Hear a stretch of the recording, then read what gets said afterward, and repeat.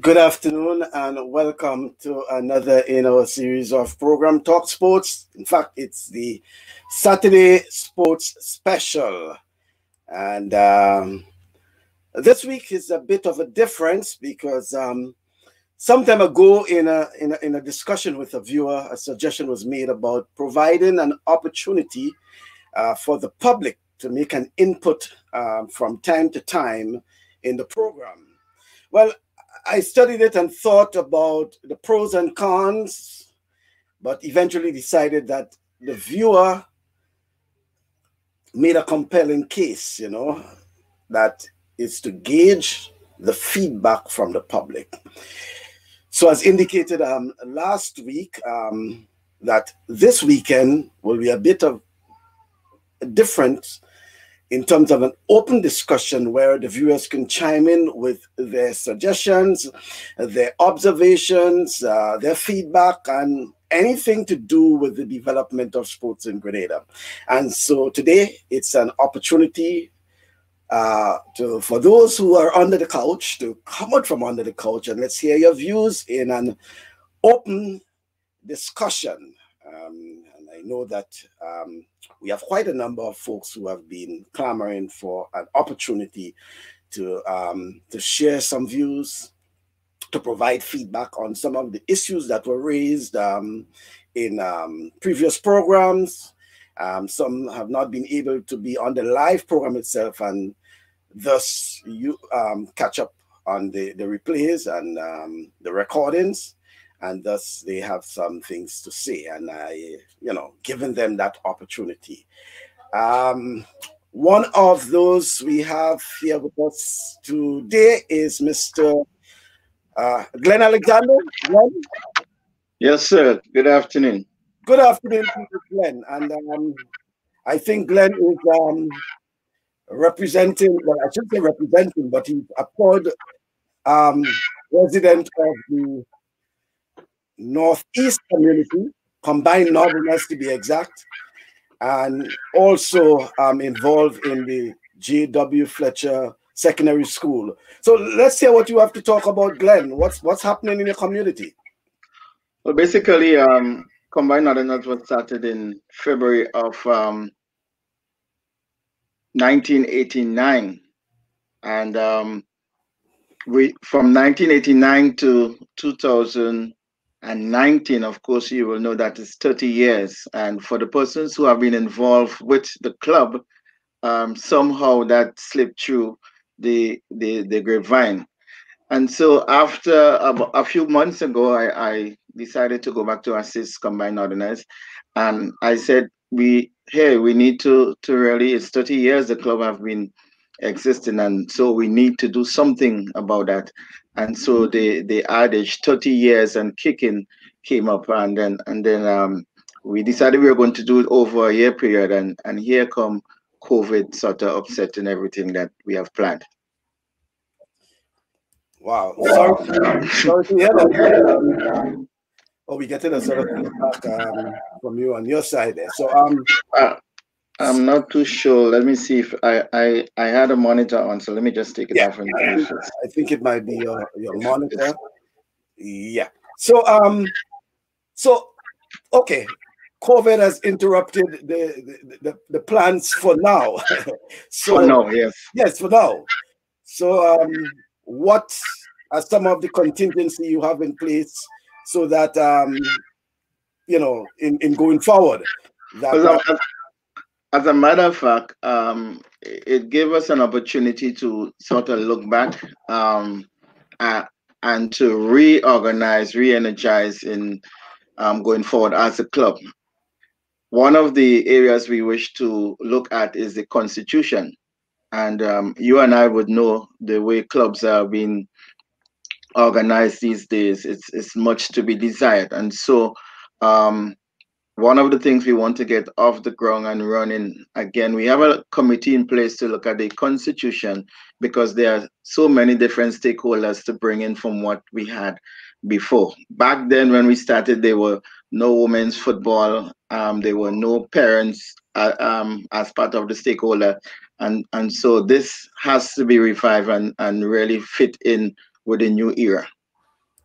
And you are getting sort of cooperation, commitment from the community? Well, I need to make an appeal. I think one of the things that has hurt the club is the issue of leadership. We started off with Ken Lewis, and in speaking to him last night, he said you are his good friend. So hopefully one of these days you can get him to really speak up about his earlier days in Northerners. We had Carl Phillip, and after Ken and Carl, um, I think for some years, Bernardine Andrew sort of took the reign, but it's more or less single-handedly. And in my view, nothing has really happened. So in recent times, we sort of reconstitute an organizing committee, and I'm happy to say persons like Keith Ventu and Joseph James, who were more or less foundation persons for Northerners. They are still part of that group. And you have Kenny Batiste, who has been the coach for some time. But besides that, there has not been, in my view, a collaborative effort to get the work done. Mike, you would know what the Northeast brings to sports on island. And I think coming from the Northeast of St. George in particular, we really need to have a proper club structure. And I'm making an appeal out there to persons, while you might not be playing the sports, but Mike, we really need persons to come out and organize. If you take a drive through to the northeast of St. George, there's so many young persons up there. We need to cater for that because it will be held for us as future. We have Willis Youths, we have Hampshire United, you have Tempe All Blacks, which forms part of the Northeast. But how many of these clubs and many other clubs that are organized to cater for the ability to take care of the social and other well-being of the young people, in particular, who are placed in our care? Okay, then. Good to hear, but and in addition to that, the entire club structure, as you're speaking about there, because if we go back to the history of sports in the Northeast, it was not just about football. It was cricket. It was about netball. Oh yes. When we started, sorry to cut you, but when we started off, we started off as Combined Northern Sports and Cultural Club. You may also remember we also had a netball team attached to the club. We even had a Monday night mass band as part of the club. But somehow over the years, these kind of involvement and in terms of spreading the wings. And I say to myself, these days, in particular with football, it's just a group of guys who's just going to kick a ball. And I think the sports need much more than that. All right. Nice to hear that. So I know you're wearing two hats today on this program. And again, many. Many. It's an open discussion. So Glenn is actually chiming in on Northeast. You'll be chiming in also on J.W. Fletcher, and we'll be going in and between because I see we have someone here again. That's Robert Samuel. So Glenn, let me just go to Robert for a while. And no problem. Robert, good afternoon to you. And what's happening in the neck of your woods, man? Afternoon. Thanks for having me. I'm good. I'm sorry for being a bit late. I just came back from doing some shopping, so I came a bit late. Yeah, and I had to do some work at the office, so I just tried to kill two birds with one stone. So I'm at the office right now. That's fine. That's all right. It's open discussion. So what's happening in your area, Robert? Nothing much to talk about, except that today we have the semi-finals of the Pure Grenada Cup, and it's really something to look forward to because due to the COVID, there's nothing much happening in sports in Grenada. So as we get a chance to look at some football, some parish football. Parish football should be on a level just above the Premier League. It's a perfect opportunity to see some national talent, the future stars. So yeah, we have some football this afternoon. We have the first game at 6 o'clock. St. Patrick Crown City Strikers versus Big Parish Stars. And at 8:15, you should see the St. George Royal Cannons versus St. Mark Western Stars. You have been involved in the commentary of the game so far. What you think of the standard? I mean, thinking about the guys have not been able to be involved in so much competitive football and training. What you think about the standard despite the conditions? It's easy for me to make the excuse of saying, well, oh, they haven't played football in the past few months and probably lack of training and so forth. But even before the COVID, you weren't seeing that much better football. And it's a lot to be desired. You know, sometimes it's really tough making the calls in terms of the commentary because the quality of football is not the best.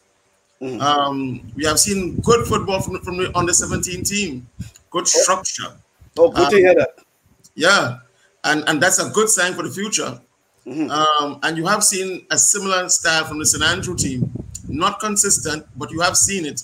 But the other teams, they are lacking a lot. And it's not only the consistency, but it's just poor execution of technique, poor execution of just what they have learned in training. I mean, and at this level, as I said, it's a level that should be just above the Premier League. This is a chance for the national coaches to have a look at players they probably didn't get a chance to look at before. You know, but I mean, give us some time still, right? But I was talking about the coaches having an opportunity to look at players. You have been seeing the games after games. Any names that we should be looking out for? I think it's the same names. I mean, it's for example, out of St. Patrick, you have the midfield general, Chad Mark. Right. And Chad is relatively young. Chad is probably 22, 23 in that region. He's excellent. He's excellent. But again, you have seen Chad the last year or two on the national team, though not being selected consistently, but he has been a part of the outfit. Nobody really is outstanding for St. George. Let me see. The U17, as I said, you have a few of them. You have, remember this name, Keyshawn Clark. He's about 15, 16. He's from, I think, the Paradise area. Really outstanding. And there's another one, Shondell Mitchell. These guys really, really outstanding. There's another Philip. Can't remember his first name. He's a Philip in the midfield for the U17. These guys are guys to look at in the future. Let's look at let me see, St. Mark. You have the consistent guys like Moran Philip and Ali Moy Augustin, who's emerging. He has not had the best of tournament, but he is one to look at as well. But it is sad to say that at the age of 24, 25, I am saying, oh, he's one to look at. He should have been actually talking about 18-year-olds and 19-year-olds. But it's only those who probably had a few national caps or a few seasons on the Premier League that you can really look at. But we need to see more youths coming forward from, again, 17, 18, 19. Because when we look at the bigger world, the athletes, the sprinters, the footballers, the cricketers, whoever it may be, regardless of the sporting discipline, they've been showing prominence from a very early age, and we are not seeing enough of that here in Grenada. All right. Well, it's glad to hear that from you, and I want us to talk more because we have preparing for the CONCACAF, Yes. and World Cup qualifiers and all that. But I just want to bring in Glenn, who was talking about the Northeast, because Glenn, you also had I think it was the under 17 youth footballers from your area, from the Northeast, participating in I think it was probably a year ago or so in GFA competition. What has happened to that? What happened to youngsters, rather? You have some guys who went up here, Jamie, who who is struggling to be a part of the St. George's outfits. But presently, we actually have a U15, U19 team and a senior team been preparing. We have had engagements, and so the U15 team is doing very well in the Sanders U15. As a matter of fact, they have a game today at 2. But all in all, we're really trying to see how we can bring them together and get the best out of them, and most importantly, have them organized. My chump word, Michael, is not just to have a group of guys going out to play football, but see how we can work for the all-round development. And I think that that is critical. Well, while you are that, as you say, you're wearing many hats. What's about the J.W. Fletcher Secondary School? I hope I have the correct name. As a matter of fact, yes, it's J.W. Fletcher Catholic Secondary School, but as it relates to football, we are dubbed Royal Saint Forces. We've been adopted by the Royal Grenada Police Force, so the junior footballers of the school. So we have two teams, the U19, the U15 team, and we also have a girls team. And they started off doing well in the GFA women's football competition, and it's something for me, while I may have 6 teams to deal with, but just because of the love of it, and I know the experience these children can get as a result of this engagement, we do have these teams. And St. Forces is playing this afternoon too at the Queen's Park. As a matter of fact, we take on the likes of Rangers this afternoon. Okay, then. Overall, sports at the school. Sports overall at the school. Well, overall, I guess everybody knows the household name, Kelsey Morel. She has not had the opportunity to. Well, we know what COVID has done. We also have one guy, Shonda Clark. He's also on the national outfit. We have a few girls who are in the under 15 training for the national team. You would know the name Ruth Lewis, who has played for the female team. I think U15, U17. And so, as it relates to sports, we are there. What they say? Small school, big impact. All right, then. Well, glad to hear that. So, back to you, Robert, and preparations. What is happening on the ground in terms of preparation in terms of a national team? Anything? Any movements thus far? Well, the national senior team has been in training, though without a permanent coach, because now the GFA is still in search of a permanent senior head coach. So in the interim, the technical director, Jerry Alexis, he has been coaching the team. So they have been preparing, although the tournament has been postponed until next year. So then you'll have qualifiers, you will have Gold Cup and all the likes next year. So it's going to be a packed season for the national team next year. I mean, but next year is only 3 months away. Yeah, well, indeed.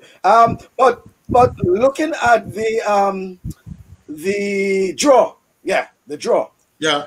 With Panama, Honduras, and Qatar. Qatar is the invited team, but Qatar, who is hosting the next World Cup, obviously it can be just a fluke, okay?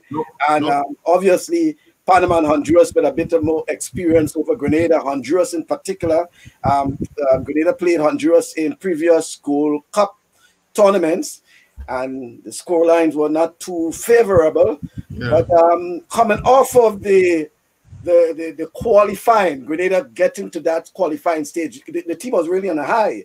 One hopes that there could be a level of momentum. What's your thoughts?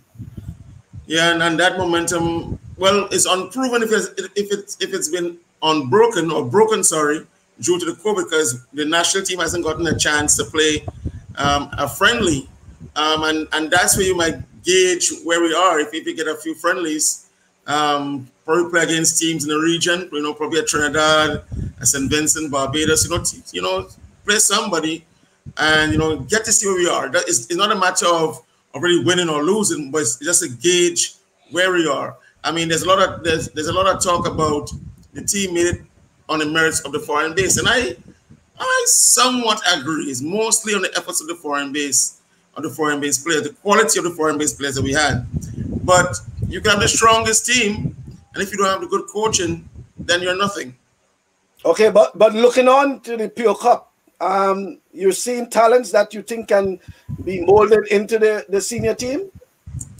There are one or two guys. Like I said, there's the likes of a Chad Mark. I would love to see a part of. And you know what, Bascom, because of COVID and because of flying restrictions and quarantine and so forth, you may have a challenge with bringing back a few of the foreign-based players, especially those coming from the United States and from England.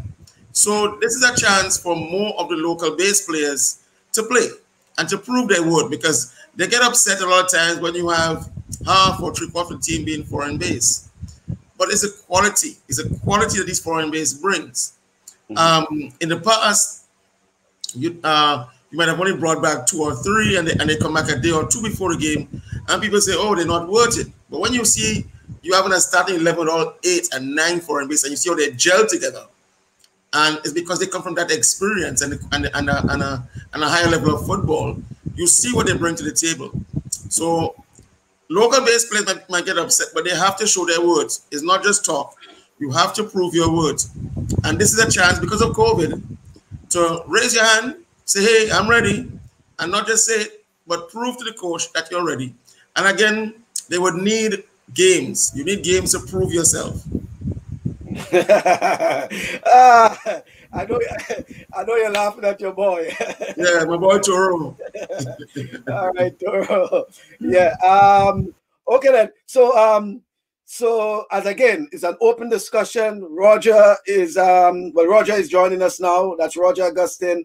We also have Robert. We have Glenn. Let's say good afternoon to Roger. Good afternoon to you, Roger Augustine. Good afternoon, Mike. How are we doing? Yes, we're doing fine, man. What's happening? What's happening on your side? Well, we're there. We continue to keep our athletes motivated and go through their paces. I'm encouraging the parents as usual to try and get their athletes out. It's quite challenging. I think we really have to probably re-educate our teachers, about athletes and or students who have other curricular activities outside of academics, because it doesn't seem like most people understand, athletes, the training, when they have to let's say, get to training for a particular time, and that they could work around the assignments. Now I see some Zoom classes even starting at 3 p.m. and at least should have been training from 2:30 or 3 o'clock. And because, outside getting darker earlier, you can't have the children having to look for a bus, or for those of us who are committed and are providing rides for them children to go home, those who may have to go and catch a bus, depending on where they're staying, it's quite challenging for them to get to. So I think all in all, helping athletes to get to the next level takes a whole community approach. And I think in Grenada, when I was growing up, you had children wanting to participate in sports and not necessarily getting the parents' help. Now you have parents actually going out of the way and trying to give the children the help. But we have a system that does not really allow for the children to capitalize on things like that. But outside of that, we're doing what we can. We trying to get ready for hoping that Grenada doesn't get a second wave, so our athletes can really go out there and get some meaningful competition. It's sad, I mean, my daughter is already in Form 3 and she never had an intercall. Wow. Such a nice, bright prospect, before it should be going into Form 4 and there'll be no intercall. All right, would have gone through 4 years of secondary school without any intercall. You mentioned Zoom a while ago. I wanted you to just zoom in on your face a bit. When I say zoom in on your face, so that they can see, don't hide your face, But yeah, I wanted you talking about your daughter, and for those who don't know, well, you can introduce your daughter to the public, because she will be, and I'm saying it again, when I see talent, I identify talent. She is one of our brightest prospects in terms of female on the track. And I'm glad to see that you as a parent and showing that you're providing that sort of support. And you're one who was on the program recently supporting encouraging other parents in terms of, the recording and archiving of their kids' talents. Yeah, and I think it was, I think looking at the Kirani James story when Transworld Sports came to Grenada to film Kirani. I mean, you couldn't find old tapes of Kirani. Not even the media could have given you good quality stuff and dare I say, the young man was still in secondary school, running and running well. And we don't have good quality stuff. If it wasn't probably for the coach who would have taped a couple stuff, and maybe GBN, I think, had one or two clips, small as it be, it challenges. So yes, my daughter name is Shanti Augustine, and I play a very active role in her training, in her meals, in her rest, in everything. She also plays steel pan, and so sometimes from training, I'm bringing her home to get a quick shower, to go all the way to steel pan, and from pan sometimes I sit at the entire pan session, and then I go back with her, or I may go and then come back and meet her for pan. So I'm very much involved in my daughter's life, and I'm encouraging other parents when I see them to play an active role in your children's life. You may not understand how much that helps them get to the next level, but it is a joy for children when their parents are playing an active role in their lives. And as a father, what the saying is on the street in most Caribbean countries, that fathers aren't there, they're absent, and I don't want that for my children. And Shante is steadily improving with her coach. Her coach is Albert Joseph, and not only Shante, I see some good prospects that come mini meet, and come the next opportunity, there will be other names besides Shante Augustine coming from our club that people would say, wow, we didn't realize Grenada have these young talents here, and they're looking so good. And if we get the private sector to assist and the stakeholders to play the social role, because the gentleman you had a few days ago when you were talking basketball, he made a good point. He said when he was growing up, it was only the elders playing basketball, and for them to get noticed or to be sponsored, they went around and basically went into the private sector to get sponsorship so that the younger players can start developing, and therein lies the youth tournaments. And in Grenada, the outside of the national primary school games, there is a lack of competition for the younger athletes to want to come out and compete and get really involved in loving the sport and learning the sports and wanting to do well. So hopefully, with the likes of me getting involved in track and field, and we'll be going to the business places, and we'll be having good and fruitful discussions with the stakeholders and so on. And we'll see what happens, Michael. I really plan to get involved and to make an impact in sports, not just for my daughter's sake, but for all the young athletes and the people who want to get the exposure and so on. I really am going to go out and do my best. Okay then. Well, thank you very much, Roger. I know you're on the job now, and thanks for being part of the program. Okay. You're welcome, brother. Okay then. Thank you very much. Well, we still do have Glenn and Robert, but I want to go over, because I know Robert has to be at the stadium later on, and I want to, pick his brain on some other things and also Glenn has to, give some additional information. But I want to go to the Northern Parish. I want to go to the historic parish of St. Patrick and welcome Mr. Carl Andal. He's also the acting principal of MacDonald College. Good afternoon to you, Mr. Andal. Afternoon, sir. How are you doing? I'm fine. And nice to see you. Nice to hear from you. What's happening in the neck of your woods, Mr. Andal? All sorts of things are happening, but I must say I also have to go to the stadium in a while. Okay. Well, it seems as if big things are happening in the stadium later. Yes, because currently I'm the manager of Crown City Strikers, and we are coming up against St. Andrew at 6 p.m. Wow. All Great. So right now. Well, while you are that, see that you're manager, let's hear about Crown Cities. What are the prospects? What has been happening with Crown Cities in terms of their march towards the championship? Currently, Crown City is a very exciting team, and I must say I'm proud to say that MacDonald College, Crown City goes hand in hand, because as we speak, I have at least 15 players past MacDonald College students. So it's good territory for us. we have a very exciting bunch of young players. People like Leon Braveboy, DeAndre Smith, Brady Charles. Brady Charles had a short stint in Germany sometime last year. He went up with a club up there, and he was due to return this year. But because of the COVID, he was unable to do so. Leon Braveboy has been attracting many coaches the all over. COVID once again has prevented him from leaving our shows. And I heard Mr. Samuel spoke about Chad Mark, we have Rickson Phillip. Really and truly, the Crown City players. It's a very young bunch, it's an experienced bunch. And as we speak, we have a good mixture of past, current, and prospective national players. So personally, we're excited. It reminds me of a SAS McDonald College meetup once again, because when I look at the composition of the St. Andrew team, they are very good players also, Abraham and Montel and others. So it's kind of deja vu. Yes, it's parish versus parish, but it's looking like SAS MDC. Okay then. Well, I'm certain that Robert will have something to add to that, because as one of those who have been following all the matches, and you heard some names, Robert.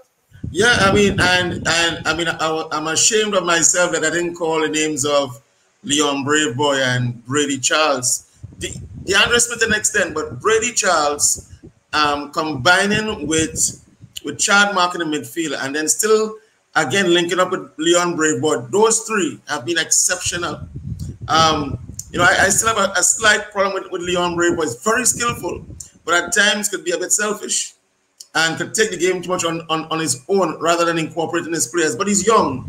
He's 19, 20, so he's going to grow out of it. But really exciting player to look at. Really bright prospect. And yes, Stephon Abraham of the Big Parish Stars, one for the future. Okay, similar to Leon Braveboy as well. So you see, as I said, Mr. Bascom, it's an excellent matchup. And what is exciting about this, these players have been playing together at the youth parish level as well as the national level since under 15. So they play under 15, under 17, under 20, even under 23. So I am telling you that's a cracker. It's just a pity that we are not allowed more persons at the stadium.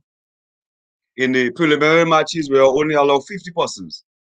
I don't really know the figure for tonight, but I know that's a good game. Yeah. I mean, well, you as a manager, Mr. Handel, how are you going to combat with, because most of Crown City goals have come from the midfield. Chad Mark, Brady Charles, Leon Braveboy, they're all roughly on 2 goals.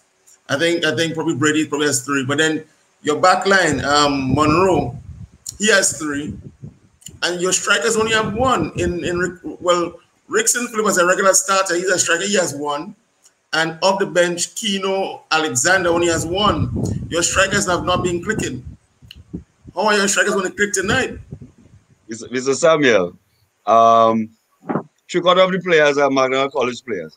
I also want you to know that the staff, most of the staff, myself, Mr. Glynn, Mr. Franklin Battis, the goalkeeper coach, Mr. Quanbud, the physiotherapist, Mr. Shane James, current McDonald, past McDonald College staff.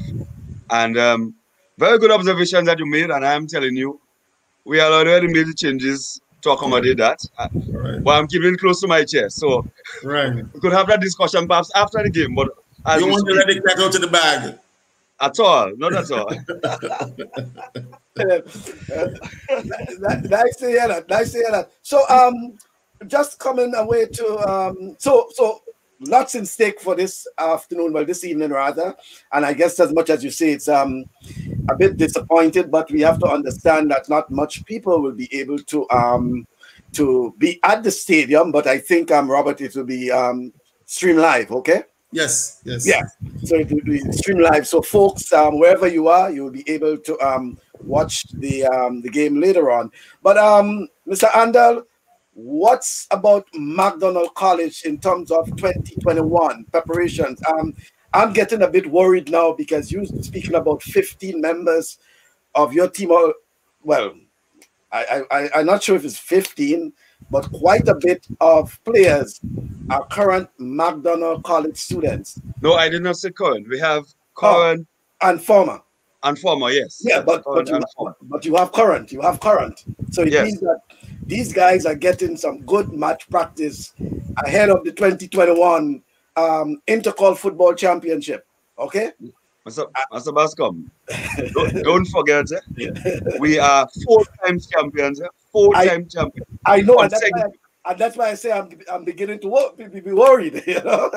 Well, you see, you should not be worried, you know, because as I normally would tell persons, the villages, communities we get children from, they are known for football. Right. Because remember, so our task at the school is just bringing them together. So, for example, when you keep on getting kids like Chad and others from Rosehill, from Riversally, from Montreach, from Tivoli, from Montcraven, Shantimel, these are known football areas. And I must say, though, with no formal academies, these are known football areas. So we at the school is just a matter of we get them together, we get them to gel, we provide any support we want for them, and we go forward. Because well, it's not 2021, you know, because I understand that they have plans to have a football tournament this year among the secondary schools. Something which I don't agree with you. Glenn, you agree? As far as JW Fletcher Catholic Secondary School? Well, as a matter of fact, everything seemed to be opening up. So if GFA football can be played, I do not think we should not allow our secondary school students in particular to play, because they are playing for clubs. And so what might be the issue might be the timing and maybe following the protocol. But if you have been following the news, you would see some release saying that the Ministry of Health has asked the Ministry of Education to discontinue the spacing at the schools. Oh, yeah. Okay. Carl? Yeah. Very interesting, Mr. Alexander. I'm aware of all what you say, because as you say, I'm also the principal. Yes. But we are saying that no social distancing in school anymore. We are saying that buses could go to full capacity. But tonight at the stadium, we are saying that we only want 50 spectators. Mr. Bascom, it's not an easy thing to sit at the National Stadium. We have the bleachers with a capacity of a few thousand. We have the secondary stands. And yes, we are allowing 50%, but now you're telling me in schools, no social distancing. You're telling me on the buses, no social distancing. Personally, the reasoning behind that is very, very difficult to understand. Well, however, my take with the school tournament, though, we have lost 6 months of tuition. 6 months of tuition. And I'm telling you, it's rather difficult for me to allow children to lose contact time. Take them away from the school, because no matter what you do, the secondary school games start about 3. So obviously you'd have to leave school before the end of the school day in order to participate. So other than the social distancing, that's a reason for me also. Oh, yep. Yeah, and I know they also the talk of bringing them back full time for the week. Did you see the circular? Yes, I saw the circular. I'm just making but it's something maybe I'm sort of reluctant to discuss publicly, but I think everything it's a process, and one must have duty and attention when we do things, because as a matter of fact, we know that the borders now are opening. I think that we have a big flight today coming in, and everything seemed to be happening at the same time. And for me, one community spread will be an issue, and we can just fall right back where we are. So I think everything should be processed. I know when I was at my schools, some officials came to find out what is what, and then we have seen this circular, which in my view indicating differently. Yeah. But it's a very important point that Mr. Andal made, and I think Robert, you in the stadium weekend after weekend, and I mean, we know the setup of the stadium, and he spoke about the bleachers. In fact, there's a secondary pavilion as well. Okay, so I think his point about the 50 limiting to 50 is justifiable in terms of why just 50 when you have a stadium where you have the bleachers that can hold a couple thousand, you have the secondary pavilion, a few thousand again, and probably you can even allow social distancing among the stands itself.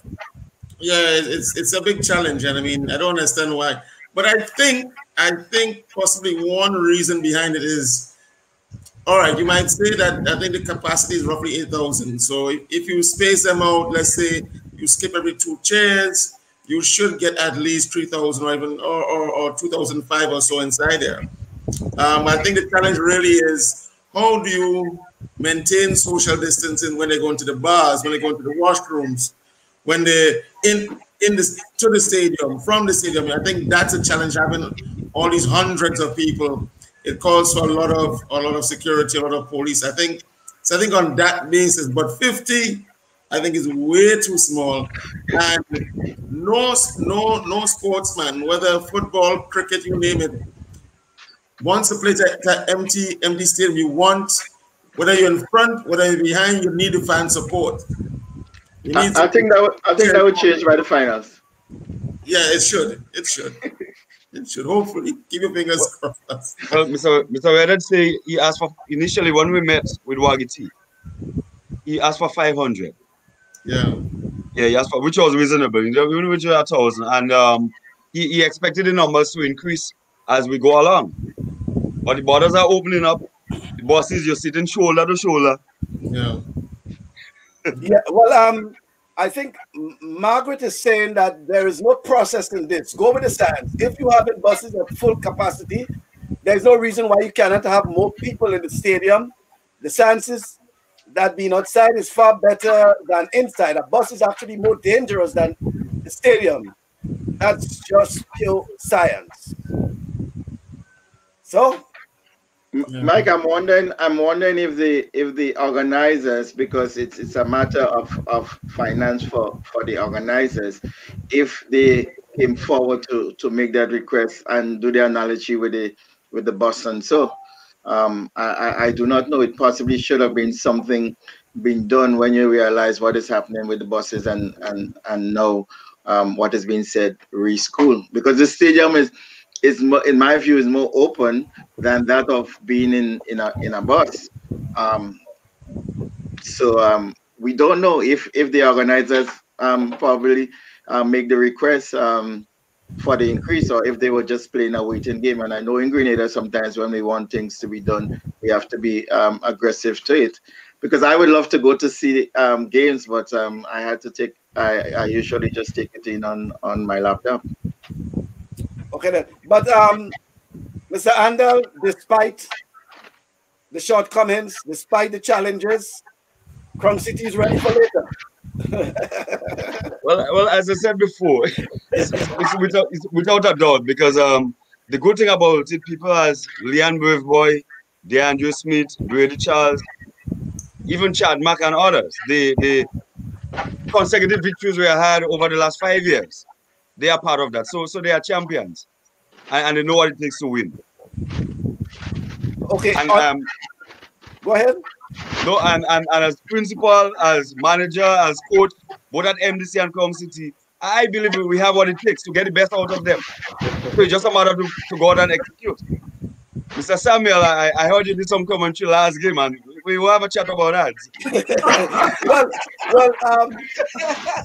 Now that you spoke about Crown City, and we do not have anyone to represent the other team, I probably may allow Robert not to represent Sinatus, but because he has seen the talent from the others, probably what say you, Robert, about tonight's matchup? I think it's a real tough one, because Mr. Andel speaks about winning consecutively championships at the secondary school level, but the bulk of the St. Andrew Big Parish Stars, they play for Paradise. So if you're going to talk about winning consecutively and consistently on a high, they play for Paradise. And Paradise has been dominating the Premier League for the past 10 or more years. They have won more Premier Leagues and Wagiti Super Knockouts than any other team in the last 10 years. And a lot of these players have been a part of those championship teams. Whether it's the Rennie family, because half of them playing for Paradise and playing on the big Paris Stars, and then you have the youngsters like a Stephon Abraham, like a Montel Joseph, coming through those ranks and already being a part of winning teams. It's a challenge. I honestly believe it's a hard call, and it's only going to be decided on the field, because structure-wise, knocking pretty football, I give St. Andrew the edge. But in terms of depth and experience, I still give the edge to St. Patrick. So both have their advantages and their disadvantages. And again, it's going to be a tough call, and let's see what happens later. Whoever can hold their nerves, because we saw that in the absence of Leon Braveboy, Chad Mark, we saw what happened to St. Patrick last week. They didn't look themselves against St. Mark. Joe only losing 2-0 because St. Mark themselves, they also made a few changes, but St. Patrick didn't look as strong without those two players. And I'm not even going to mention the likes of Atoko Daniel and Akid Wellington, who are not a part of this squad completely, and what they could have brought on top, given that St. Patrick is lacking in goals on top. All 80% of the goals are coming from the midfield or on the defense. So let's see what happens. Again, I'm still concerned about your strikers, Mr. Handel. Yeah. Well, as I said before, your concerns are well founded. Right. And you see the St. Mark's game. Don't put too much emphasis on the St. Mark's game, because we know exactly what we were doing during the St. Mark's game. We know exactly what we were looking for in the St. Mark's game. And personally, coming off 2-0 was still a bonus for us. Okay. Because the team that we fielded then was perhaps like part of our weakest team. Okay. But then St. Andrews have Darren Mudu, who has scored in every game that he has played in. They have Cedra Lewis, a national striker who has international experience. You say every game. That was just 2 games. It's every game. It's every game. That's 3 goals in 2 games. Every game. But gentlemen, what's the weather like? What's the weather like? I saw some photos of. It appears that there was some flooding in the Tantine area today. Yeah. A lot of rain, but right now the sun is out, so it's beautiful. Well, the weather is funny because up here is hot. Yeah, I'm steaming where I'm at. Okay, well, good to know. Because as you said, Glenn, there should be some football as early as 2 o'clock today, right? 2 o'clock. There is a doubleheader at the Queen's Park. Okay, and that's involved the youth, right? Youth football. U15 preseason Sandals. Sandals. Okay, good to know. Yeah. Well, it's good to know that despite the COVID and despite the challenges, that at least something is happening in terms of sports. Guys, any concerns in your neck of the woods, things that you want to discuss? I mean, if I start with Mr. Andal, I think he will be speaking from now until, But definitely, I know there are some concerns, Mr. Andal. You mean concerns related to? Sports development, yeah. What are some of the things that you want to see? And probably going into the new dispensation of 2021, I think COVID would have presented some challenges and probably would have presented some opportunities as well. And there's a need for us to rethink certain things, not everything, and probably going forward. And I use 2021 because it seems as if in terms of major sports in Grenada, it's not until probably the next few months we will see that, except for what we're seeing now, okay? But what would you like to see change, refine, whatever it is in terms of sports development in Grenada? Well, once you start on that, it's never ending. Yeah, so we will just have to pinpoint a few areas. But as Mr. Roger Augustine said earlier, the mindset of a lot of persons. He spoke about teachers, but I won't just say teachers. Teachers, parents also. A lot of persons tend to see sports as a hindrance. You understand? So it's like a lot of teachers, even teachers themselves, will encourage kids. Come on, you should not take on sports so much. That will cause you to fail. Sports people are dance people, and that is not true. And what is what is dreadful about that? It does amaze me when someone beat athletics, beat Kirani, football, or somebody make it big. Everybody tend to jump on board. And what has been disgusting is that the kids need the support from the one. They don't need support in sports when they make it at the highest level. So I think because people like Brady, Charles, and others, Brady did excellent in school. Brady have 9, 10, 60 subjects. And right now I'm working with some guys in the United States to see if we could get a scholarship for him. People like Shab and John Brown, they passed through and they did well also. So this is one of the things we must get rid of. And the only way we could do that is through education. A lot of our kids, they are not disciplined. And one thing I'm certain of, sports could help them holistically.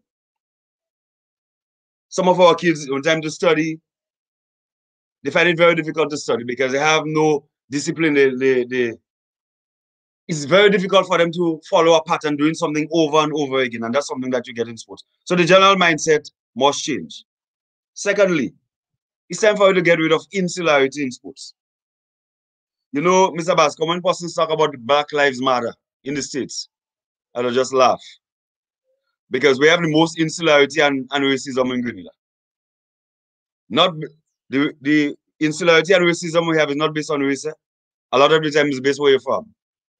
And I'm saying is that anytime we select a team, especially a national team, I think we should go all out to select the best. So that's just two of the issues I want to highlight. The mindset of the general public where sports is concerned and the insularity in the sports.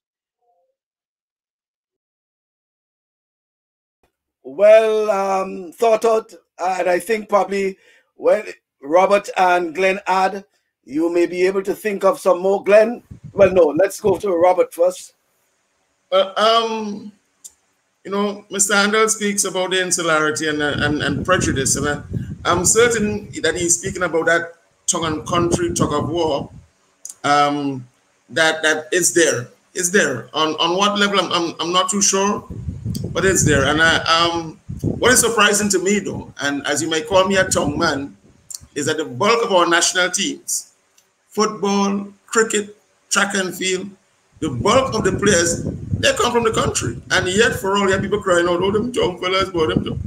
The coaches, the administrators, the bulk of them are from the outer parishes. But yet for all, you still hear that cry for a settling of that tongue and country. I don't know. So let's see how that pans out. But I know for a fact that we as Grenadians, we are very tribal. And people stick to their own and support their own, regardless of how well their team is doing or a certain sporting talent is doing. They stick to their own. You mean tribal? When you say tribal, you're referring to sports, eh? Yes. Okay. Yeah. You know, I would love to see a greater display, as he said. I encourage athletes to play board games like chess and draft and so forth, because it strengthens your mind in terms of your patience, your application, to strategize. These things help. And it's a fact that he's also right in terms of a lot of them complain about having that focus, that long focus. They get too easily distracted, so they can't settle for long to repeat certain things. But it's a challenge that we have to take up. And those of us who can do it, we have to do it, because you know what? In the States in particular, you can be as good as you like on the basketball court, on the football field. If your GPA drops below a certain level, you get cut from the team. In Grenada, you can repeat a form as much as you like. You can be a failing student and you make the intercall team, you make your cricket team, you make the football team, and no one says, hey, you're going to get dropped because... So we also encourage that imbalance. You have to pong into them. You're a student athlete. You're not an athlete student. You are first a student, then you are athlete. And that has to be encouraged. So we as administrators, we have to change our approach. I have seen too many guys failing at school, failing in the academics, but they are still a part of the sporting team because they can kick a ball or they can run fast. Man, we're going to fail them for life because by the age of 35 or even less, you're done with sports. What happens next? You have your life to live. You have your family to support. And too many times we see a lot of national athletes asking for a handout, you know, because they didn't do that well academically, and no one pushed them enough to say, look, yeah, you're good at whatever you're doing, but you also have to focus on your academics, and there have to be that balance. All right. Well, is it's good that you made that point there, Robert, because I know, for example, boys and girls champs in Jamaica, the athletes, for them to be part of their team at the boys and girls championship, their academics must be, must be in line. I know of athletes, good athletes who have not been able to compete in the boys and girls champs in Jamaica simply because of their academics. They could not have been on the team. Sometimes you hear about injury and thing, but I recall when I was there a few years ago doing some work for the IWF, we had that experience where some of those athletes were not able to compete in the boys and girls champs because of their academics. Before I go to Glenn, Gary Chance is saying we really need to revisit our strategy. I don't want to point fingers, but we have certain clubs which are much smaller than the stadium that host events on a weekly basis with a capacity of 50 plus. We have Catamaran Cruise, which is full to capacity. Where are the protocols? Because it's a sporting event rather, it's treated as such. So going over to Glenn, what's your take now, Glenn? What's on your mind? Yeah, well, I think the issue of more involvement, more members of the community coming forward to assist in administrating. Let the coaches coach, let the players play. And there are lots of off the field activities that need to be organized. Um, in some instances, as I said before, it's just a group of fellas going out to play.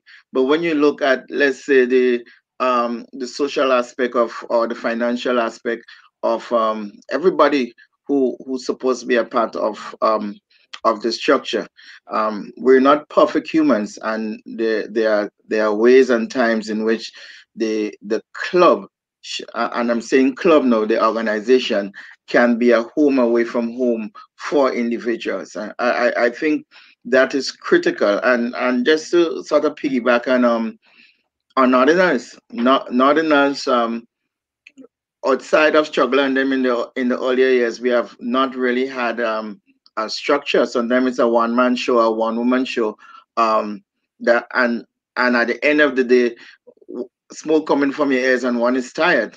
But there are other persons and individuals and professionals who might be from the same community who might volunteer to assist with the club's programs and activities and ensure that we have structures. I mean, for the Pure Cup, is it the championship that we had where teams had to have their doctors, and so was that just a one-off? How many clubs have that structure where we can suffice all of these things? And when you come from U15, as a matter of fact, we want to go lower down to U10, U13, U17, and the likes, and each club is expected to more or less surface these teams. How are we to manage this with one and two person, or in some cases it's just a coach? So it must be a collaborative effort, and I think with improvement in structure, we can have improvement in the all-round development of sports in general. Okay, then, let us go back to the comments here now. Gary Chance, I say this all the time, that tongue and country thing is worse than racism. For instance, I know of this particular young lady from Guelph, well, that's in St. John, that one female table tennis player for 3 consecutive years and never made the national team because she went shaper, in that case, St. John's Christian Secondary School, and from Guelph in St. John. She was in top of her class. Well, I really hope this is not the case now and we have gone past that era. And Shen Hostin is saying, yes, for years, secondary schools have exploited great athletes and not make it their duty to ensure they balance academics and sports. I believe the Ministry of Education and the Ministry of Sports should make it mandatory that athletes need to have an acceptable average in order to participate in sports. And I think, Mr. Andal, for example, I know when it comes to the academics and the margin of sports is something that you in particular is very, very strict on, very concerned about, and obviously it's something that I think you have implemented at the McDonald College as well. Yes, I just look at the comment where the person spoke about secondary schools are exploiting athletes. But I want to see the secondary school structure is what have sports on its grounds today. If we didn't have a strong structure, sports structure in secondary school, there'd be no sports in Grenada, without a doubt. Yeah, I just want to cement that point that sports in Grenada is primarily secondary school-based sports, not club-based, school-based. Yes, most of the sports. So yeah, continue on that point. Yes, so I would address the marriage of the academic and the sport. What I must say also is that a lot of persons don't understand what's happening because you see, at the secondary school, a lot of the kids who could play sports, they are from socially disadvantaged homes. So what you find happening, in order to nurture them, sometimes you have to be everything for them. You have to be the mother, the father, you have to supply them with food, supply them with clothes. You understand? It's a lot of investment into them. And it's very, very important to help them with the marriage. So sometimes we have special classes. I know down at St. David's Sec, Dennis Williams do the same thing too, where they have enrichment as well as remedial classes for them. However, though, we still have to be very, very careful to say if someone has reached a certain average, they should not be allowed to play. Because if you're not careful with that, you might have a kid, they might be slow academically, but they are very good in the sport. And I know of cases, a lot of cases, persons went on to make very good lives for themselves, even though they were poor academically. So it's not just a straight case, okay, well, average of 55, average of 60. If you cannot achieve that, we'll deprive you from what you're good at and what you could make something of yourself at.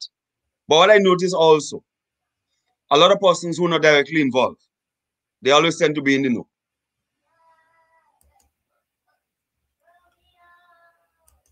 That's the point. Yes, that's the point, yeah. That's a nice segue, Mr. Andal. Okay, all right.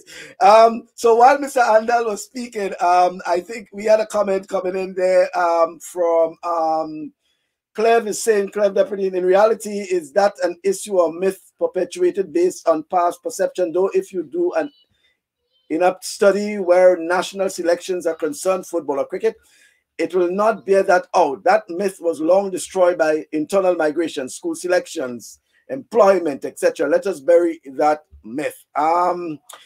Then Mike Batiste is saying people have struggled in school here and move on to improve their academics overseas on scholarship.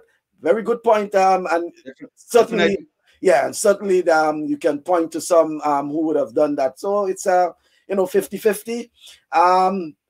You talk nothing but the truth there. That's to you, Mr. Andal. So yes, you're getting some kudos for that. Glenn, I know you just not but you have to unmute your mic, Glenn. You have to. Yes. Yeah. Yes.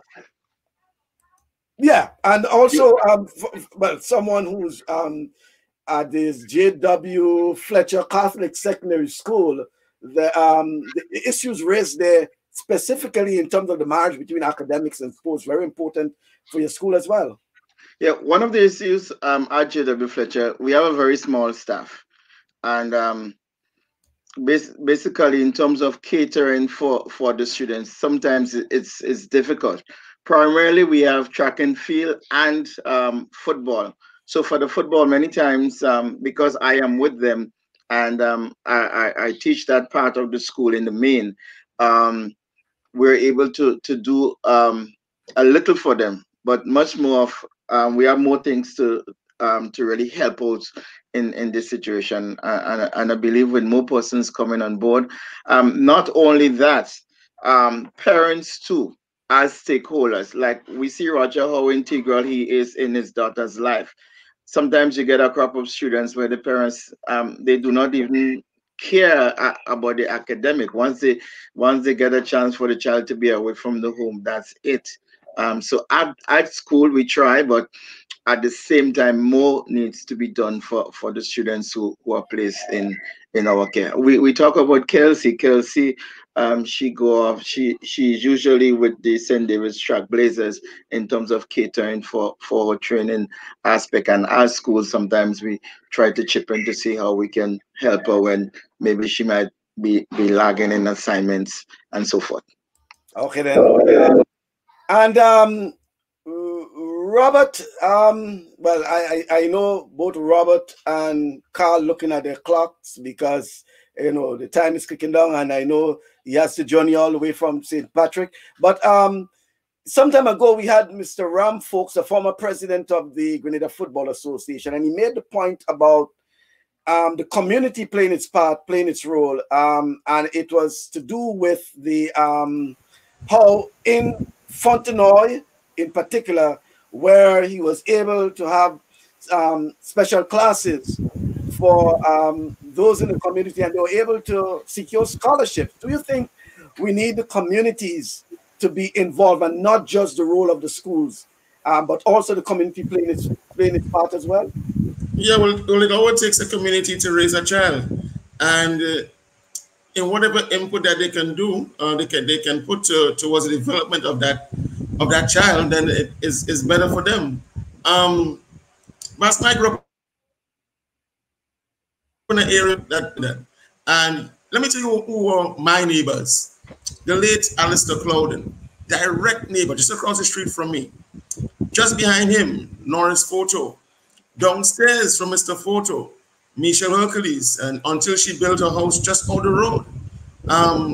Raymond Griffith, Alistair DeBella. These are my neighbors, and they all contributed to national development of sports, whether as athletes or administrators. So you have other sporting talents coming through the community just from having that kind of inspiration, the likes of Everett Watts. Again, 2 minutes walk from me, Dwayne Griffith. I mean, these guys all made it through, because when you have these kind of neighbors, it's an encouragement. And if your neighbors have even the influence to get you to scholarships to go abroad, well, it's a plus. Again, it all comes back down to the holistic development of the athlete. And your academics has to be first and foremost. I know there are those who are going to disagree. And I think those who were struggling in school and made it eventually are in the minority. Still, you have those that are struggling and are going to make their national teams, they're going to make their school teams or whatever. And later on, you're going to see them struggling in life. There's too many examples of that. And the focus has to be on developing the human being, developing the holistic aspect of the human being. And yes, the foundation of sports, sad to say, is secondary school. And I use the word sad because your foundation should still be in the primary school. What we see in the primary school, track and field and football, and that's it. So that's where you tend to see the better athletes, and I make reference to football and track and field, making it true because they have that foundation from the primary schools. What happened to playing basketball in the primary schools?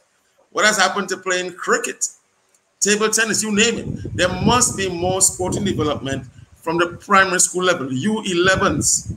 You have to have that foundation of proper coaching from since then, or just getting involved in a sport. Just that growing passion has to be from that young stage. Whether you're 5 years old, you're 8, you have to get involved in a sport from a very early age to be a better individual, better sporting individual as you get to your teens. That foundation has to be there from the primary schools. I think greater influence must be placed on the primary schools in having not just track and field and football, but having more sports, swimming, table tennis, lawn tennis, cricket, basketball, let's get more sporting disciplines at the primary school level. Okay then. Well, let's get some comments, and I know that well, and just to add there, because I remember Mr. Folks said that, and he made mention of the likes of Joel Woodruff, Jojo. We call him Jojo, and he was one who actually was, you know, he was planning on quitting school, you know, and he got him back in school, and Jojo is now with what, 2 master's degrees, you know, and doing pretty well, you know. But let's go to the comments. We need a sports development plan. Sports today are no longer just a means of entertainment. It is a lucrative form of employment. We need to invest seriously in sports in Grenada. Today, young people have many distractions due to technology. We need to create incentives for young people to get involved in sports. We need to identify sporting potential at a young age and provide the necessary mentorship and a strong support system. That's Joel Greenwich, who is chiming in with his comments there. But I go back to Mr. Andal, because I want to find out from you, Mr. Andal, whether the support from the community is critical for the upbringing of your student athletes, especially at the McDonald College. It is extremely critical. It's very critical.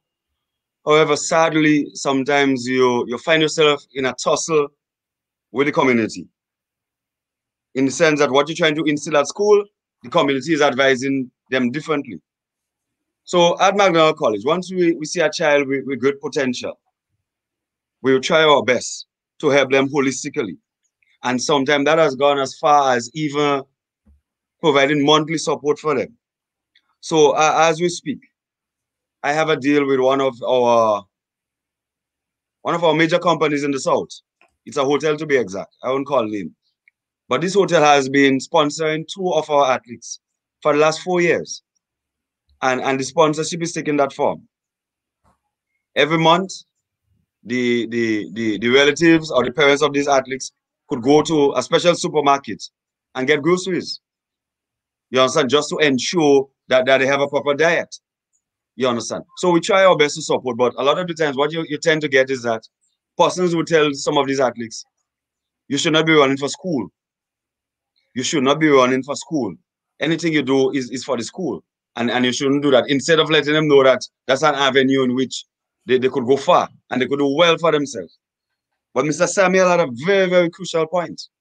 And personally, I don't know how we reach that stage where all of a sudden you have little or no sports in the primary schools. I have been having some dialogue with our former Minister of Sports, Mr. Adrian Mitchell, about this. And he recognized the fact that that should not be. Even when that so far tell me that he would have a talk with our Prime Minister, Dr. Keith Mitchell, about this. Because I know without a doubt, the primary schools had all the sporting disciplines, which the secondary school had. And all of a sudden, you're not seeing that anymore. I know Devon Smith, who went on to play as far as West Indies. We discovered him at the primary level. So now we have a situation where minus football, well, in some cases, not even football, because I know in St. Patrick's where I live, the only sport that is played seriously at the primary level is athletics. All the others, the children have to learn the rudiments of the sport when they enter secondary school. And that is not making any sense. Because, you know, if you're talking about U12 and U10 in the football, all these persons would be at the primary level. So you must have a shift. And what I'm saying is that you must have a marriage between education and sports. And that's why, as I say, sometimes it disgusts me when people like Kirani and Anderson Peters do so well. We see how much kudos are given to them. But some persons, if you try to walk them through and tell them, listen, this is what it takes. This is what it takes to have a sportsman at the world level. So, you know, to get someone to get a world medal also, then we'll be in a better position. So some of the people in authority, they have to recognize the fact that, listen, the world cannot just have doctors and lawyers and teachers and bankers and whatsoever. And we believe at MDC that is extremely important to create avenues in any area If a child is a good singer, we should have avenues for that. We should have avenues so that they could sing, because we know is that singing could be a lucrative career. We don't want a situation where, okay, you're a good singer, but if you're not doing well academically, that's it for you. We don't want that. That's why at Magdalene College right now, we have just commissioned a recording studio and a music room. Wow. And I'm big things. Yes, man. Big things happening, man. Big things. Yes, and but here's the funny thing about that. So all of a sudden you'd find you'll have more Boise, more Terra General, more. There's a long list.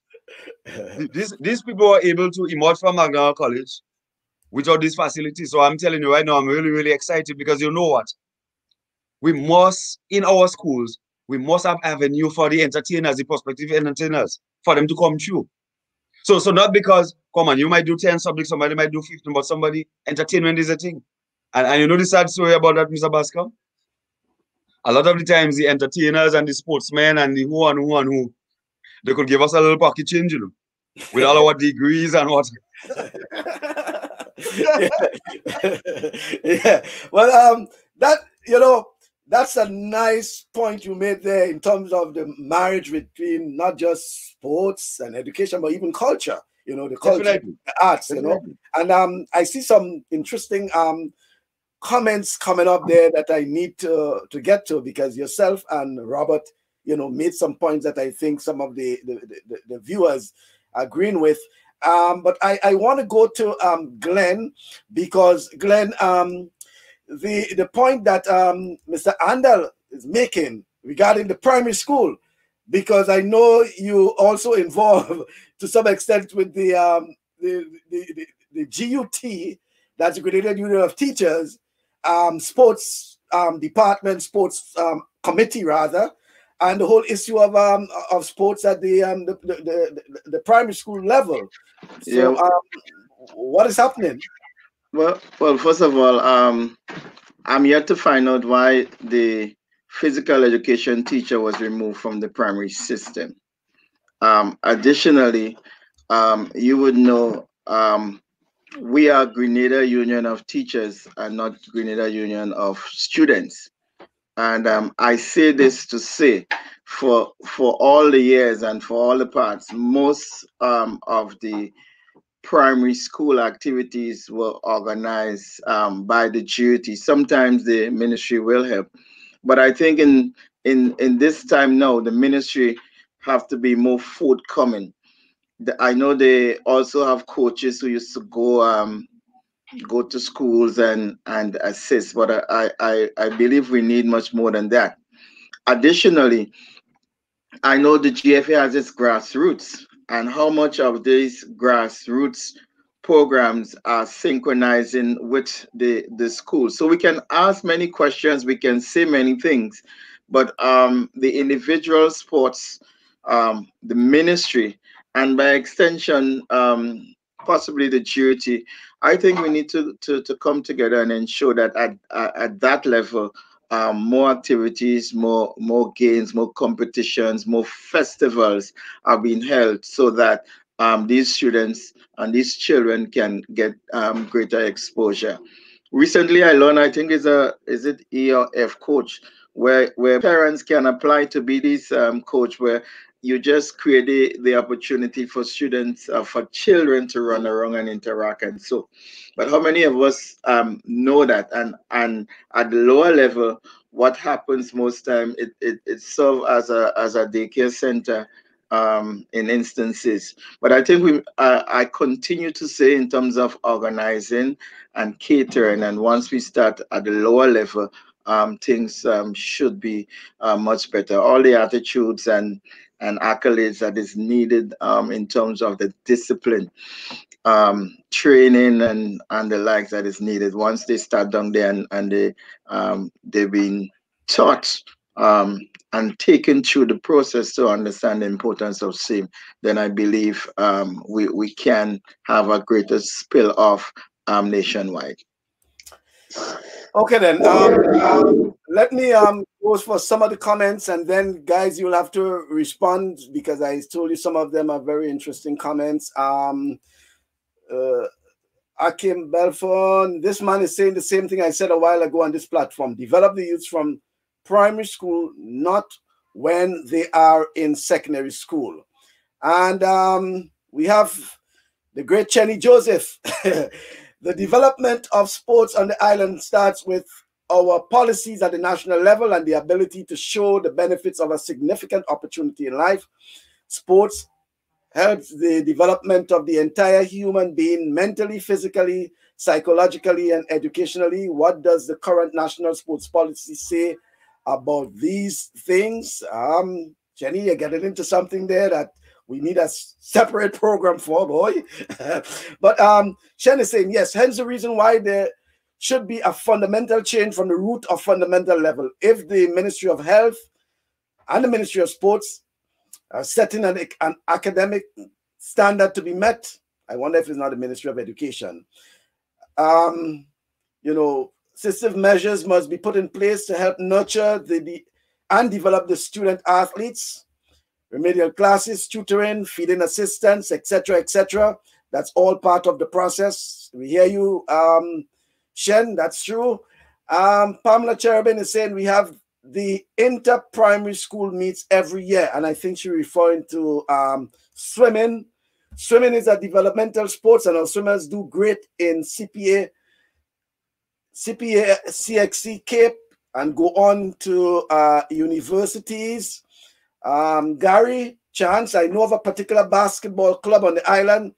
Once they identify the talent and struggling, take the initiative to help financially, also have a tutoring system set for those that needs. Clev, in the past, some of the most deprived athletes came from stigmatized areas in St. George's Wharf, River Road Point, etc. This attitude pre-revolution was extended in an apartheid school system that did not benefit many, such as myself. And Robert Phillip, formerly of teacher of the GBSS, I think he's counselor at the Ministry of Education. He's speaking now to Robert Samuel. You have spoken very intelligently and objectively. One has to pay equal attention to both academics and sport. This is paramount. I have seen situations where athletes are not able to access scholarships because their academics is poor. Yes, develop the talent the student has, but also stress the importance of getting and acquiring a solid education base to move forward. We need to look at this very carefully. Michael Lambert, I could remember when I was in primary school, all the different sports, they had individuals coming to the school to help and teach the kids about it. These are some of the comments. I go to the Northern Parish, St. Patrick. Mr. Andal, St. Patrick with only 2 secondary schools, McDonald College. And by the way, when you say MDC, please stress it's McDonald College. At times it sounds a lot as NDC. But we know it's McDonald College. That's why I try to put up McDonald College. But yeah, but McDonald College, and then we have the Montrose SDA Secondary School as secondary schools in the parish. Obviously, it's a challenge for all these students to be accommodated at these 2 secondary schools. So obviously, there will be the spill-off, some going to St. Andrew, some going to St. Mark, and probably as way down as St. John with the Mount St. Rose and the St. John's Christian Secondary School. So how much is a challenge in terms of, you know, accommodating? And McDonald College will probably be the first choice for a lot of the students in the parish, accommodating all these students at the McDonald College. We can accommodate all our students, you know, but it's strange because what you find happening, some of the students from St. Patrick would go as far as St. George. So what we have a good intake of students from St. Andrew. But it's funny, Posters make selection of schools for various reasons, because our intake is as far as Guelph, St. John, and some of them as far as Marquis in St. Andrew. So it's not really a problem in accommodating them, but be careful what you say about Montrose, because that's my alma mater. Oh no, I'm not. I'm saying it in the context of two secondary schools, and that in some cases, if you have the choice, some will probably put Magnolia College, then Montrose. But among my, I mean, I no disrespect to Montrose. Montrose have been a powerhouse in sports, especially in cricket. Definitely. Yeah, over the years, I know it has spoiled many of championships, and they have produced some top sportsmen and sportswomen in Grenada. But generally, sports in St. Patrick, and in Grenada, but we can zoom in on St. Patrick, has basically been school-based because, as you indicated, most of the players from Crown City who will be featuring later on, either current or former students themselves, So as you indicated, the schools in the parishes and the schools generally play a very integral role in the development of sports in the country. Yeah, I just want to capture that point. We, St. Patrick, we are blessed with a number of playing fields. And before I came on the program, I was doing a quick count. And we have at least 10 playing fields, quality playing fields in St. Patrick. And interestingly also, out of these 10 playing fields, over 6 are lighted. So what you find happening, our kids have a lot of opportunity to play. The next thing also is country children, country life. They jog a lot of water, they in the garden, they climb the trees, and that's a big difference over kids in the city. So notwithstanding that, whether we have good structure or not, we'll always be producing athletes. And I've come to the realization also that many of our sports people are multi-talented. So a lot of the times you find a good footballer is also a cricketer, or you have football and athletics. The difference between ourselves and Montrose, though, is school structure. College have a strong legacy, a rich tradition of sports. And sometimes, persons take it wrongly. The rich tradition we have in sports is not about school per se, but it's about the overall development of the kids themselves. Because as I said previously, okay, we must give everyone an opportunity to excel. As far as I'm concerned, people tend to have a definition of bright. And they will regard you as bright if you could pass 10, 12 CXC. Or they will regard you as a genius. But as far as I'm concerned, our excellent sportsmen, they are genius also. Someone like Lee's a genius in football. So once we have that mindset, and as I said, I myself, I'm playing a dual role at the moment. That's why you see I'm so involved at the community level, because what I notice is that, not what I notice, our studies let us know that the school is an open system. It's difficult to separate the school from the community. So getting involved in community would benefit the school and vice versa. So that's why you see I'm involved with Gong City. You might have locals in different villages in the parish.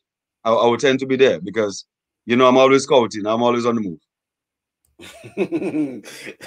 I hope your good friend Robert will remember that for later on. I like when Mr. Anders spoke of athletes that cover a wide range of sports, and we in Grenada have had a wide history of that. And if to probably throw that chip in the favor of Mr. Anders, the last probably athlete like that the last two probably out of McDonald College might have been Sean Merriman. That guy, like he's born a gold spoon. He's great at basketball, great at football, great on the track. Cricket, you name it. And similar to him was probably like the likes of a Marcus Julian, was very good at both cricket and football. But Grenada has a rich history. And I can call, hundreds of athletes like that who played and excelled in 2 and 3 sports. I went to GBSS, and we were surrounded by so many of them. The first name that probably comes to mind is a Fabian Blake. Fabian at one time was captain of the intercall team, captain of the football team, captain of the cricket team, and he excelled at all. I mean, he played national cricket, national football. I mean, you think of a Ashley Joe Cyrus, volleyball, basketball, football, making on national levels of all. I don't want to blow my own horn, but my father, he first made it as a high jumper in Carifta. He also played, represented the national football team and also national cricket team, and went on to win Rhode Islands. You know, so there are many, many, many athletes at that. And I was looking at a program once, and they said that's the reason why the Americans will always have good goalkeepers, because they play in different sports. And I think it's no surprise that we have good athletes who make it in the decathlon, like Lyndon Victor and his brother Toussaint, because we have athletes who can do the same. But because look at intercall, you see some of the same athletes doing the 100, the 200, the 400, long jump, high jump, you name it. You know, so we are talented. And obviously, Glenn. Yeah, well, I would echo the sentiment of the Mr. Andal. Mr. Andal is spot on with what he's saying. We're seeing the continuation, so it's not difficult. For example, with the St. Patrick team, because they have been together and they have known each other for years, and that possibly have contributed to the success of the McDonald College. They are together. They have the community support. It didn't dawn on me that there were so many fields in St. Patrick's, and those that are lit. I was saying to myself when Mr. Andal previously spoke about the timing and taking students out of school in light of what we faced with COVID. What about the possibility of maybe doing night games, or earlier on Saturdays going into the night? But again, that would be a different kettle of fish as you separate school from community, because we know at some point in time, teachers, while I may go the extra mile, and Mike, I would have to leave in a while to go to engage my team. Obviously not in I started and JW Fletcher, but how many teachers and other persons supporting you would find are in the school system and are going out on weekends to really reach out to our students. So that's why I think a collaborative effort is needed, and the younger the kids we are to take care of and reach out for is the more energy that is needed. But possibly it might be an idea to have some night games to cater for the secondary football. Yeah, well, I looking forward to that, and thank you very much, Glenn. Yes. Thank you very much for being on the program. Okay. Yeah, and okay, all the best with your team later on. Yes, I'll keep you updated. Thank you very much. Okay. All right. Okay, so that's Glenn there, but I want to go over to Robert and then Andal, because the point was being made about the sportsmen and sportswomen who are, you know, doubling, tripling in some instances, and I think a name we forgot. We mentioned it earlier, but a name we forgot is actually Devon Smith. Huh? Yeah, Smith was always good. I mean, Smith plays football for Hard Rock. Very good left winger. He's quick. Has a rocket of a shot. Very deceptive. Yeah, very good player. Yes, you're right. Yeah, Smith plays both football and cricket, but is more known for cricket because, you know, being a West Indian player. Okay then, and Mr. Andal, Mr. Andal there on and how dare could you forget someone as you know, the name of Devon? But it's interesting that you mentioned too that the playing fields. You know, I think it's probably news to a lot of folks in terms of even the lighted. For me, I was thinking of only two. I think of. Yeah, I was only thinking of two. While you were speaking about the playing fields, I wanted to interject and say, don't forget the 2 lighted playing. But then you actually mentioned 6 out of. Yes, remember we have Shantimel, 4 playing field, Rose Hill, River Solly, Hermitage. All these fields have been leased as we speak. Wow. But while we counting multi-talented athletes, Mr. Bascom, we must mention Mr. Jenard Paul. Jenard Paul played cricket for the Windward Islands. He played national football, played national volleyball. He also won a gold medal at Carifta in the long jump. You understand? So he was an excellent sportsman also, in the same vein of Marcus and Sharon Merriman. But right now I'm looking at the time and it's 25 minutes to 3. and being the manager, I have to reach the stadium at least an hour or 2 before. Okay. Well, so as much as I enjoy the discussion, yeah. And I see somebody just put a comment there about Boise. Boise captain the Grenada team. He also played for Windward Islands in cricket, and he was a footballer also. Okay, and for the viewers, you're speaking of Boise the singer, right? Yes, it's Boise the singer. Boise the singer. So you see, we love that talent, because I remember even on Boise, I spotted Boise about 9-year-old. As a 9-year-old, walking on with his father with a bat and a ball. So Mr. Bascom, by the time he came in Form 1, I had him on the cricket team as a Form 1. As a 12-year-old, he was on the senior cricket team, playing with people like Marcus and others. So that's why you see, I think it's very, very important to spot our talent early and nurture them. Because the amount of persons who are fell by the wayside without the proper nurturing is a big loss to the country. Okay. So I must say it's a special privilege to be here. Once we talk sports, is like food for us. Yeah. Well, I want to wish you all the best. And hopefully that you will be able to join us some other time, well, Robert will stay with me for a few minutes because Robert is closer, and I want to hear and I'll be listening rather. Okay, good. Don't scold Robert. I know you'll have a talk with him after the game. You'll have a nice talk with him after the game. I want to wish you all the best, and hope the best team win. But it's nice to know that that keen rivalry is back again in terms of football, and as you indicated, exciting players. And just probably before you leave, if you can just give us the names of some of the players that because we'll be listening and watching, we want to hear some of the names. Remember, I'm the manager, so I already submitted the 18-man squad. I could tell you from my head. Please do. So we have Joe Max Wildman in goal. He's the son of Godwin Wildman, was a national keeper for years.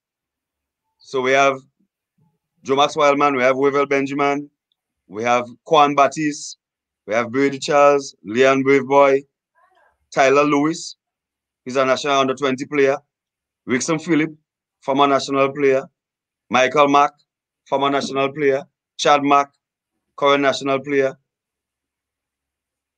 Stephen Whiteman, former national player. So all these players would be featured, and as I said, they have played for various teams in St. Patrick's as well as out of St. Patrick. They are motivated, they are keen, they're ready to go. We know it's a ball game. Anyone could win, anyone could lose. But I know we are giving to our best. And we're hoping to come one step closer to the ultimate prize. So I'd like to take this opportunity to thank you to be on this program. And it's time for me to leave. Oh, okay. That's a nice way to leave. Thank you very much. All right, sir.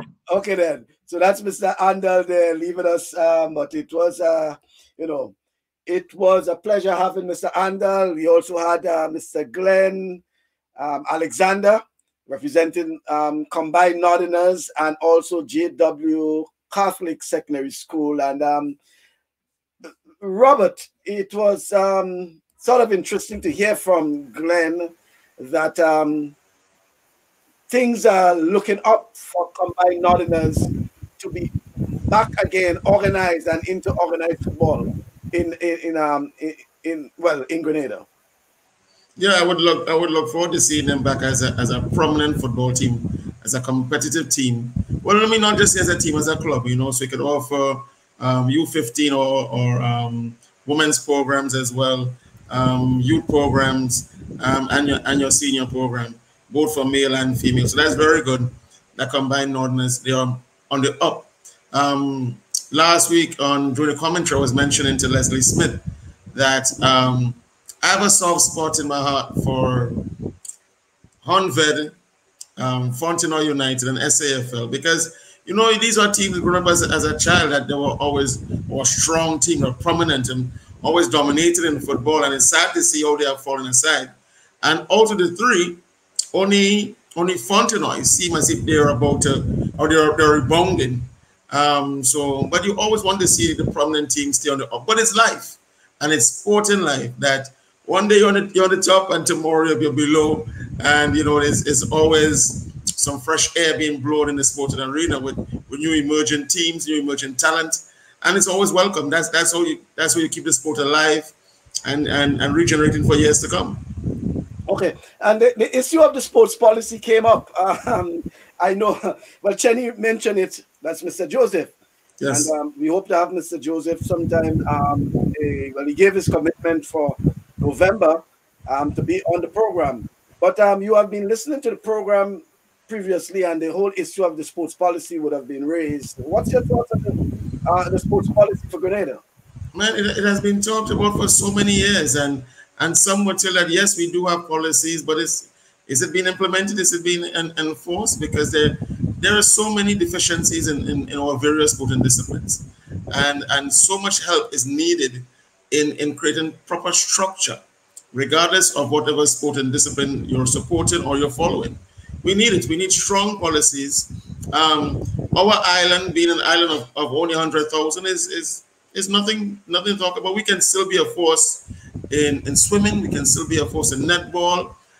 We can, in whatever sport we choose, but we need the structure, and it starts from the policies. It comes through to administrators and then down to the athletes. But the policies, that's your foundation. That's your guideline.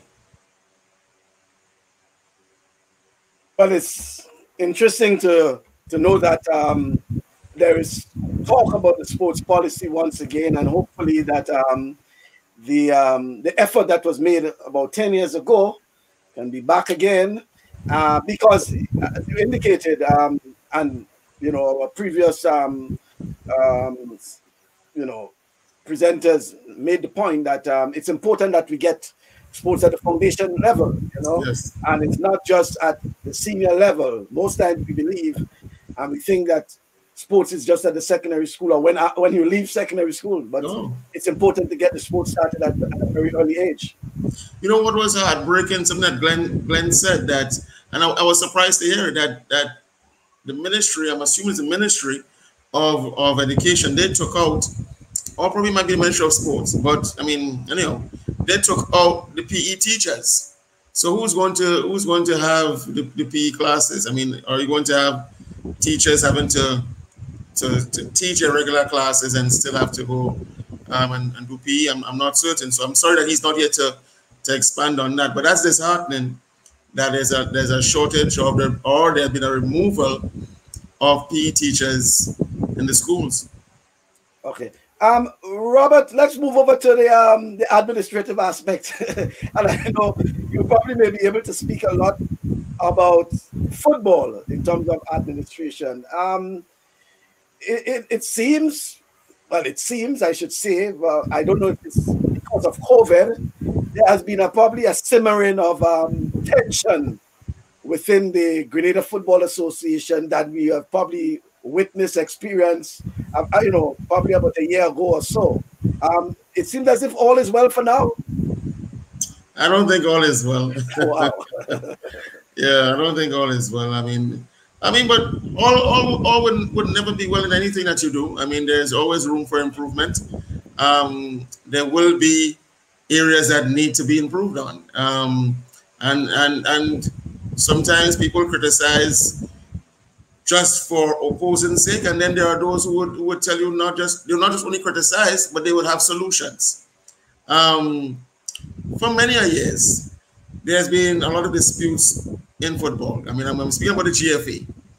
And there are certain people who dare not get involved in football because of those disputes. There are sponsors who don't give as much as they probably could because of not being, they don't want to be associated with a brand that's always in bacchanal, always in confusion. And so many times you see the dirty laundry of the GFA being washed in the public, you know. And you can point fingers at executive members. You can point fingers at members of the secretariat. Fingers can also be pointed at clubs. But GFA needs to get the act together, and things will never be perfect. But let's try your best to get it smooth. We have a lot of good talent in Grenada, and a lot of good talent in the diaspora who wants to play for Grenada as well. But nobody wants to be associated with a brand that's always in bacchanal or confusion. And you're saying that in light of the tough assignments ahead. So the focus will have to be on preparing a national team. You do not have a national coach as yet. No. You know, you have to appoint a national coach. You have to get everything in place for these tough assignments ahead. Bascom, look right now. I'm glad you mentioned it. As we're preparing for the Gold Cup, and coming up against giants like Honduras and Panama, you have contract disputes being played out in public with the former national coach, Shalry Joseph, with his present assistant, Anthony Nixon Modest, and the manager, Carl Lee. Contract disputes being played out in the public. It's in social media, it's in the media. You don't need that. And these things will be unsettling, not only to the secretariat, but also to players. Because when you have a situation that the management team, the staff that has brought us to the Gold Cup, almost half of them are no more, or on the borderline of being no more, 1 foot in, 1 foot out. You don't need that. It's unsettling. And again, they need to get their act together, and they might take it for granted. Oh, we have time, and Gold Cup is a few months, but you're coming up against giants who are years advanced in front of us. Why do I say it, Robert? I don't know if you have been following the happenings with the TTFA, Trinidad and Tobago Football Association. Yeah. Have we learned from the past? I'm not too sure. I mean, some might say it's admirable that the TTFA thought that it could come up against the giant of that is FIFA. And some might say, oh, you can't buy the hand and feet. But if you're displeased, if you're not happy, you have a right to air your displeasures. Again, it's sometimes not what you do, it's how you do it. It's unfortunate to know that how things have been played out in Trinidad. At one time they were suspended, then you're hearing, oh, they come up with suspension. I mean, again, it's the players that are going to feel it the most when egos get involved, and you're so far happy, but this week we're going to know, right? This upcoming week, what the results of the case is going to be. Yeah, but how much you think things like that affect the development of the sport? I mean, the whole issue of the normalization committee and all these sort of things. Grenada had its fair share as well, and it caused some issues. How much you think, especially for a nation as a football nation as Trinidad and Tobago? Yeah, it slows you down. It does slow you down. I mean, because whatever happens on the top affects the tail, right? So it's a challenge that they have to overcome. I mean, remember, they are also still in the qualifiers for the Gold Cup, and you have to play for every round you qualify, there's another round of qualify. But I think it's maximum 3 rounds of qualification they have to play in order to still get to the Gold Cup. So that must be unsettling to know that you have all those administrative problems and your players still have to function as if everything is okay. It filters down to them. They feel it and they get distracted. But let's hope that it doesn't distract them enough that they don't qualify. But yeah, you feel it on all levels, from the youth level up to the senior level, both male and female. Okay, let me see. Nisha is asking who brought it to the public. It was not the GFA. Well, no, I mean, Nisha might say, it's not the GFA, and no one's pointing fingers if the FA did it or not. What I did say, it's out in public. Yeah, I think and you don't need it, you don't need it. But again, Grenada is small and it's so easy for information to get out, so it happened. But let's try to minimize these things as much as possible. I know that there are those who will say, well, let's sign some kind of non-disclosure. But to be honest, in Grenada, I don't think we need this non-disclosure agreement. And to be honest with you, not just Grenada, but in this dispensation, what you need is transparency. Yes.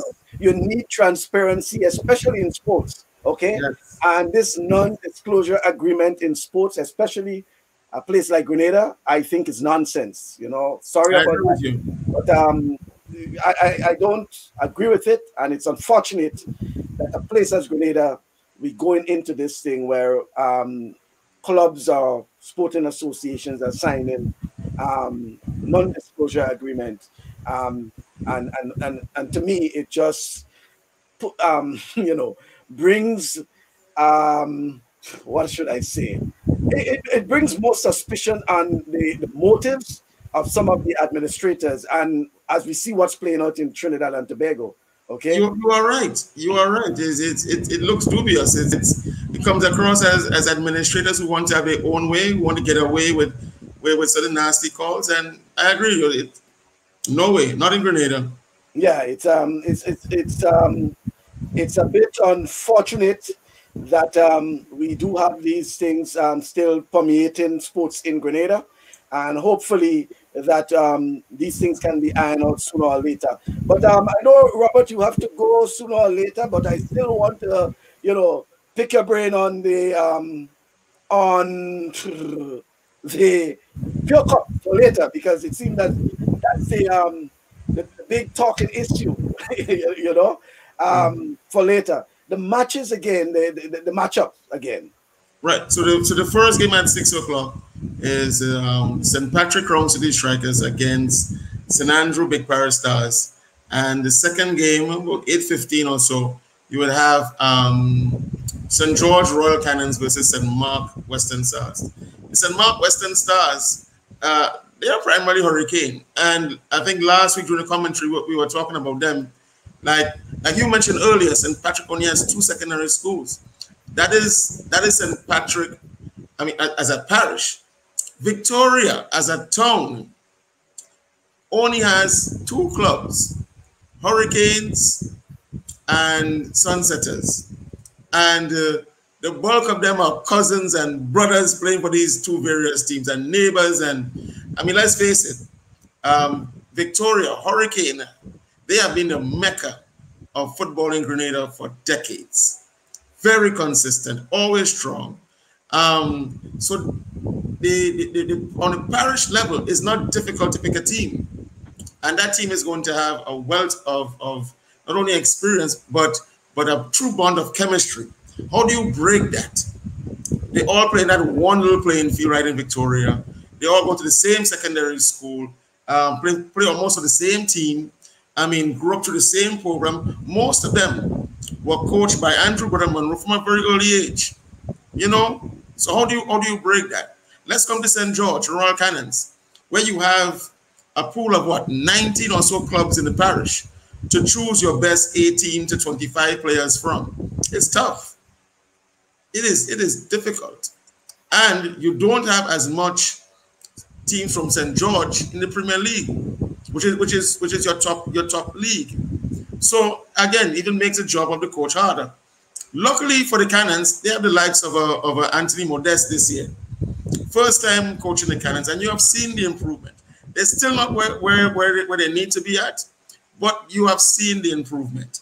And you'll see that nice gelling of youth and experience. I saw people asking, where is Curry and where is Patty? They have served their time and they have done well, but now is the time to unearth some new talent. the likes of a Christian James, a Raheem Stephen, a Raheem Griffith as well, a Kwesi Theodore, Kwasim Theodore. This is their time to shine. This is their time to prove themselves. Let's go along to St. Patrick, and they are, I think they're one of the older teams in the tournament. When you can call the name of a Michael Mark, better known as Bro, has been playing for many years, for more than a decade, has been on through in and out of the national makeup. Certainly in his 30s by now. He's still prominent on the team. You still have a Kwan Batiste on the bench, but you need the experienced players to help nurture the young ones coming through, nurture the Leon Brave boy, the Brady Charles, the Chad Mark and the likes. And they are one of the favorites to win this tournament, but it's how you play on the night. And then you have the St. Andrew setup that is mostly a paradise setup, a successful setup. Many of them came through on their chest from the Assams Academy and gravitating to the Paradise Club. This tonight, I think the game one should be the better game, should be the stronger game, more competitive game. No team should be considered a run over, because once you qualify for semi-finals in whichever tournament, you are a threat and you should be respected. Okay, docs. Well, let's just go and see. We have some comments there. I'll come back to the night's game, but Chenny is saying, I guess we can have all board meetings on the sidewalk. If you are saying such, Michael, what does the requirements of non-profit regulations speak to in this regard? Margaret is saying, Chenny, Joseph, no, but it speaks to transparency and honesty. Yeah. If you're operating in good faith, then there is no need for an NDA. In fact, why do you need an NDA in sports anyway? It's mind-boggling to me. Nisha, Robert, you are a smart man. Game one is the best game. Obviously, St. Andrews, she's good. But going back to, Chenny's points, countering our points, and then Margaret is adding to it in terms of the NDA, Robert.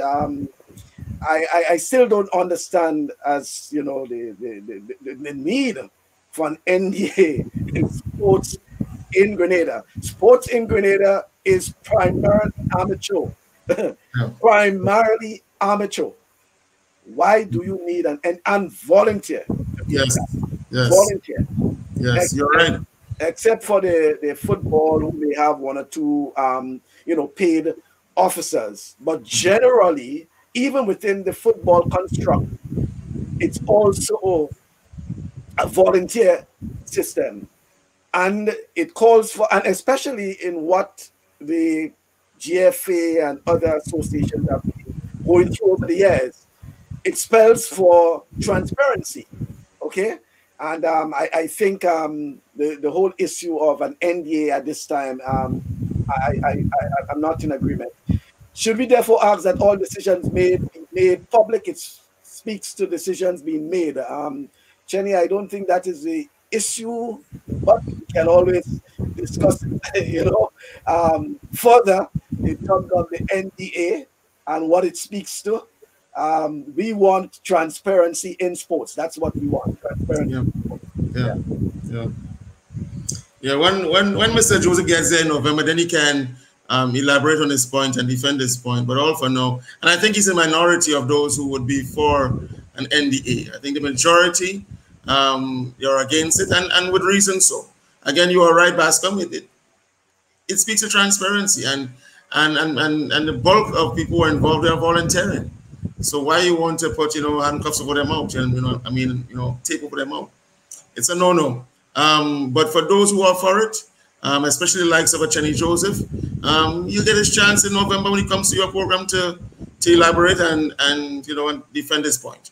Yeah, and we're not making the point that everything that is discussed must be in the public domain. I don't think that is the point. It's just that there are certain things that must be of a public interest, okay? Yes. And especially where you want the public to be part and to trust the association, to trust, to buy into, to buy into what you're selling them. Yes. There Yes. must be some level of transparency, and I think that is a point they're making. Obviously, there are certain things that will have to stay within the domain of executive meetings, etc., etc. Okay, but by and large, there are certain things that should be, public, and I think you should trust the public to provide them with information as it relates to that. So, Robert, what can patrons expect? I mean, apart from Nisha, who is, who is obviously supporting, Yeah. Big parish. Big Parish, and then we have Andal with Crown City. But I think at the end, you will say football should be the winner, right? Football should always be the winner. Let's hope, as mentioned earlier, that you'll have bigger crowds being allowed to attend the games, because it's especially for the players, they need that support. They need the 12th man behind their back. Whether they are up a goal, whether they're down a goal, you need the support of the fans. I remember in past times of this tournament, GFA even had parish t-shirts being merchandised, and it's only so much you can sell to 50 people, and many times it's a 50 who gets it almost every game. Could you allow, knowing that the two teams are playing, would you allow 25 fans of both teams? Given also you have 4 teams playing, do you allow 10 selected fans from all 4 teams? It's difficult because you need that support, your own support, not just a neutral 50 or somebody by chance supporting you because, well, you know what, you're playing a better football in the night. No, you need your home base support. The stadium is big enough to have adequate spacing, social distancing, to allow far more people to attend the games.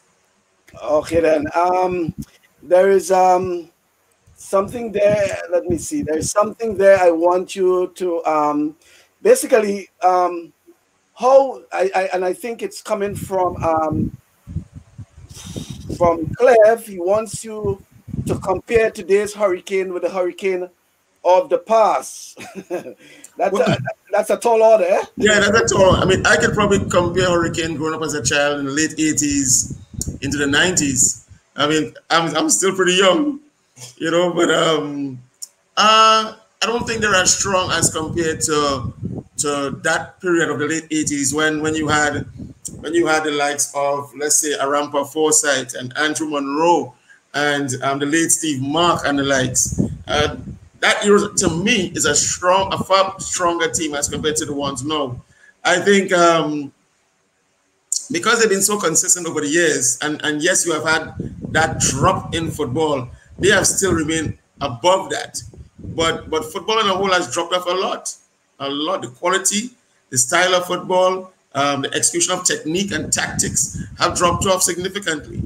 And so those who would have grown up in the 70s, 60s, 70s, you name it, they would always romanticize of that bygone era as compared to now what they're seeing. And now footballers now are exposed to way more facilities and way more resources on a whole. So why they are not doing as good, heavens knows. Well, and as you would have seen that the actually had I think I'm trying to find out from him when that photo was actually in let me see. I'm trying to see if I can get some information as to when that yeah, here it is. Whoa. That player the player to the back with the white wristband looked like Alston George. I might be wrong, but that looks like him. That's the only face that sort of looks familiar to me, but yeah. Oh, okay. Well, And then I also want to bring to the fore this photo here. It's actually, as Clev is saying, it will remiss on my part if I did not express condolences to the family of Winston Scipio, also known as Snooks or Southman, who resided at River Road and transcended and will be buried, I think, in the coming week. A former member, well, football player of Sporting Club. Well, you know, he played football. He was involved in PAN, I think, as well. He passed away in the week gone by, and I think this is a photo of him here, right at the back, in the middle, in the back row. That's Winston Scipio, okay, and one who played football years gone by, and he also was involved in PAN, I think. So sports and culture, you know, sports and culture, yeah. Well, Robert, I want to thank you, you know, for being part of the program today and giving your insights. And obviously, you'll be tuning in later on to listen to and watch rather, and listen to the matches on for later. And for those who, by the way, the 50 allowed are 50 who would have identify, or if I'm near to the stadium, can I just see if I can get in? Well, what Waggy has been doing is selling tickets in advance. In advance, okay. Yeah. Megaforce has an office at the Bruce Street Mall. So if you're lucky enough to get that ticket, be a part of that 50, well, thank God. Okay. The protocol has to be shifted. You know, I mean, hopefully for the final, you're going to see an allowance of a bigger crowd. Okay. Well, Glenn is asking about your comments on game 2. I think St. Mark, they are going in as favorite. It's a hard one to call. I think they do have the edge, but St. George has been I think one of the stronger teams in defense. Similar to St. Patrick, they have not been scoring goals on top. Though Kwesi Theodore, he has scored one in each game that they have played. And they came from a stronger group. Though the group only had 3 teams, the Dolphins, the Cannons, and Big Paris Stars. It was a stronger group as compared to the group with the U17, the top strikers of St. David, and St. Patrick and St. Mark. The only true challenging game for St. Patrick, or should I say St. Mark, was St. Patrick. So they only had one challenging game, whereby St. George, they had to come up against Big Parish, which they drew 1-1, and the Dolphins, which they won 2-1.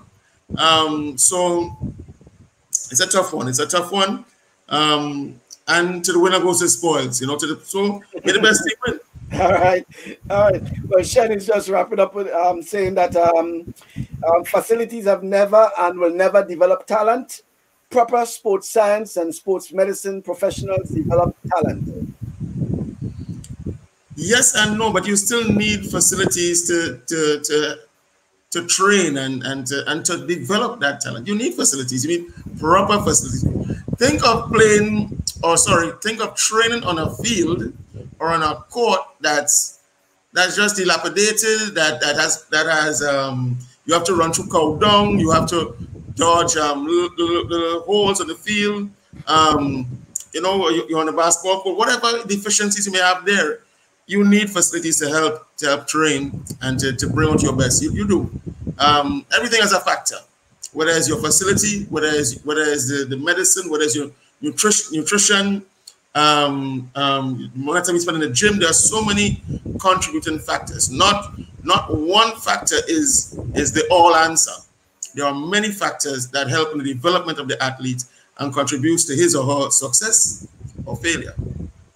Oh, kiddos. Well, let me see. There is Clev is actually asking if the games are carried live. Yes, it's live on TR Communications. TR Communications. Yeah, they carried live on Facebook. Also, the GFA Facebook page also has a live link for the matches. The first game kickoff is at what time again? 6 p.m. 6 p.m. and we do have a double header. Yes, and the second game is at about 8:15. Yeah, just around 8 o'clock. Yes. Okay then. Well, thank you very much, Robert. It was a pleasure having you on for the past 2 hours. Thank you also to Glenn Alexander, to Carl Andal, and all the others who provided comments on the program. It's an invitation to join us on Thursday when we have the Talk Sports. It's at 6:30 in the evening, and we do have a guest in studio with us. And then we continue. We back on the road with our guests from next Saturday. Thank you very much, Robert. All the best. Thank you. Thanks. Okay then. Okay then. So that was Robert Samuel. Robert, as you know, has been providing lots of commentary. He's very talented in terms and knowledgeable, I should say, in terms of sports, and he has been doing a very fine job in terms of the Pure Grenada Cup, and has been a mainstay of football commentary for the past few years. And I want to congratulate Robert and Leslie Smith and others who have been doing the honors in terms of football commentary. I thought they have brought a lot of, life into the coverage. And I want to also applaud the GFA for ensuring that there is live coverage of the football. And I know the Grenada Cricket Association is also considering a similar feat in terms of carrying their matches live as well. So COVID has, as we said, despite the pandemic and despite the chaos, despite the deaths, despite all that COVID, the evilness that COVID brought, created some opportunities. And I think what we can do is try to come out stronger from the pandemic. So, folks, once again, it's a pleasure for you joining us today. As we said, it's once in a while we'll have this open forum where you, the viewers, can chime in with your own observation. You have suggested that you need some time to provide your own analysis, your own feedback, and what it was refreshing to hear from Mr. Carl Andal, who is also the acting principal of MacDonald College and representing the North. And then we had Glenn Alexander. Nice to hear that Combined Northerners is, reorganizing in terms of a proper club structure. Nice to hear that.